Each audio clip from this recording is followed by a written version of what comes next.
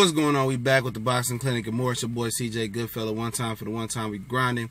Don't forget to smash that subscribe button, hit the bell icon so you know exactly when we go live and exactly when we drop heat. At least that's what YouTube is supposed to do. They've been playing around with the whole little bell icon, or hopefully they get this situation together. I seen an interesting interview by Coogan Cassius of IFL TV.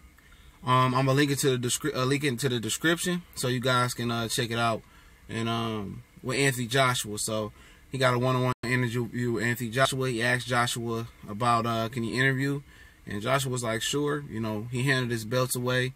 He didn't drop him like he was supposed to yesterday when Big Baby pulled up on him. But yeah, man, you know, in the interview, let's start off with the small stuff first, and we get to the good stuff in a minute. Interview, he dismissed fighting Big Baby Miller as a future opponent, even though when Coogan says, you know, Eddie said, you know, you and Miller can eventually fight. He said, I'm not thinking about Miller right now. So I'm worried about Povetkin, Wilder, White, Puev, and he asked Coogan, now who else is rated above Miller? So he said, you know, then Coogan was like, you know, Eddie said you and Miller can match up one day. He said, yeah, he's a contender. I obviously gotta consider him, but I'm not thinking about fighting Big Baby Miller right now. He basically said he don't fight nobody. He got to fight somebody before he can give him, you know, a chance. But I'm thinking, like, you fought Carlos Takam, you know. I mean Dominic Brazil, Eric Molina. You know what I'm saying? Why not give Miller a chance, especially in America, if you're gonna be representing the zone in America and you want to pull home, you want to do 200,000 homes like Eddie said they gonna do. You know what I'm saying? If you're gonna do 200,000 homes, you know, you're gonna need an American, you know, to kind of pull at one point, you know, and really get your popularity going and fight here at an American fight time at 10, 11 o'clock Eastern Standard Time. But, you know, that's something that they probably don't understand, or they probably not going to rap with. He want to stay in the UK and be a Commonwealth champion, because that's what he is. He's not a world champion. I think it's disrespectful to call Anthony Joshua a world champion, man, at this point. But, you know, he also goes on to say, talks about the Wilder situation. Said they both to blame, you know, both cast to blame. He said, I'm not going to point fingers at whatever it was. He goes back through the timeline. I'm not going to get through all of that, saying that Wilder said, set the date and don't be late. He said they called about the date and they was, you know, it is what it was, you know. And then he continues to go on and say, what else does this clown say? He ended up doing these air quotes and he started punching. And when Coogan Cassius started asking the tough questions, all right, when he started asking the tough questions, Joshua gets fidgety. You know, you can see they've been practicing with him on how to deflect and defer questions without being blatant with it. And he punching the air, and he's saying, you know, he really want the Wilder fight. He want him to sign the contract. He already signed his contract.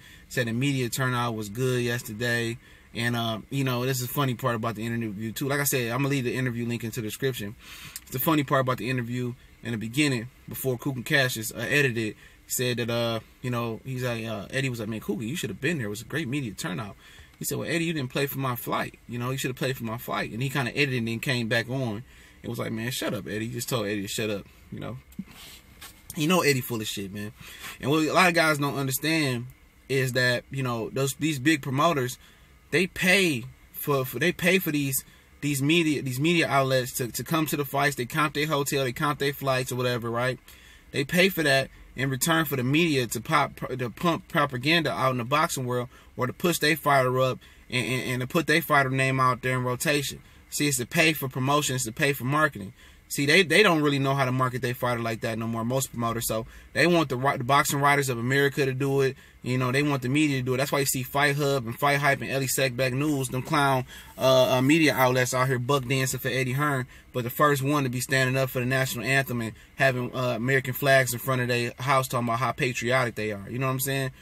But at the end of the day, Coogan Cassius tried to ask some real tough questions. You can watch the interview, and Anthony Joshua was cutting them off, so he learning how to deflect questions, because he eventually gonna have to fight in America if it's versus Miller or Wilder, or eventually gonna have to come here if he wants to be a billionaire, quote unquote, and really reach that plateau. So, you know, it is what it is, man. You know, he went on to go about the Wilder situation, how he wants to, you know, he gives him Wilder a January, February date deadline to sign the fight, you know, so they can do the press tour, the European, the UK, the US press tour, and have 3 months to train. You know what I'm saying? Wilder don't need 3 months to train. Give Wilder 6 to 8 weeks. He stay in shape. You know what I'm saying? But my sentiments again about this situation before I go ahead and get off of here is this, man. Why would I sign a contract before Anthony Joshua, fights Alexander Povetkin. But if Povetkin win, and then I'm still locked in a flat fee to fight Anthony Joshua in April when he don't bring shit to the table no more, when Alexander Povetkin would be the guy. You know what I'm saying? So that's a little bit stupid. So let's wait and see what happens with Povetkin. Should Wilder do the 50-50 thing?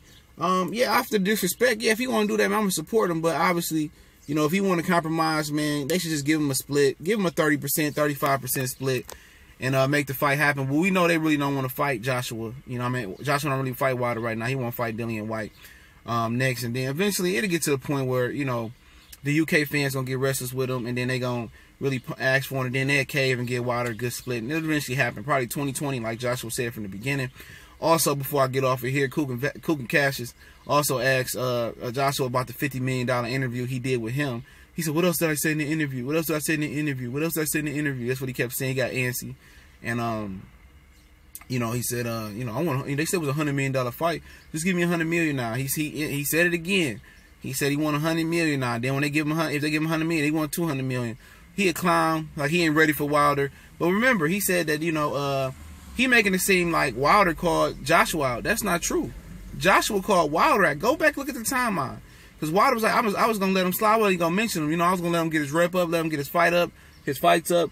And, and that was fact. He was going to let him get his fight up. But Joshua, tried to poke at Deontay Wilder. And he didn't know Deontay Wilder was going to respond like that.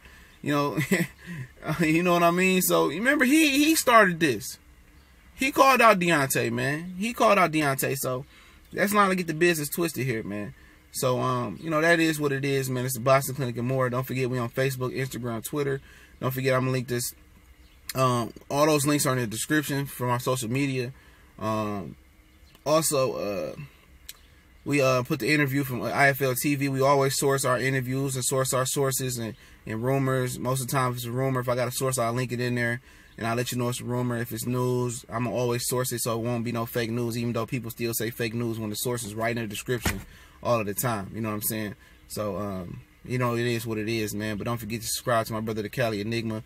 We trying to get him over 1,000 subs. So his link in the description is the Cali Enigma channel. Also, we got the new college sports page popping up here in the college football and basketball, some high school football, basketball coverage we got going on. We're working on that with some people to get coverage around America. Be on the lookout for that as well. That link is in the description. S1210 College Sports Most Wanted, with a joint venture with myself, Colossal Sports TV, and Cali Enigma. Also, me and Cali Enigma was working on fundraisers and charities or donations or something to give back to some of you guys who got kids that box or kids that's in the gym. We're gonna get some gym equipment together, hit our communities up with some gym equipment and give back. We'll have footage of that. We're a few months away from that because I got a busy season coming up with my other page and radio shows I'm trying to have happen, websites and merchandise I want to build up. So be on the lookout for our fundraiser, and hopefully all the brothers in the LDBC want to get in on it and we can get back to their communities and take that thing to the next level. But y'all know what it is. Shout out to the LDBC. One time for the one time we gone.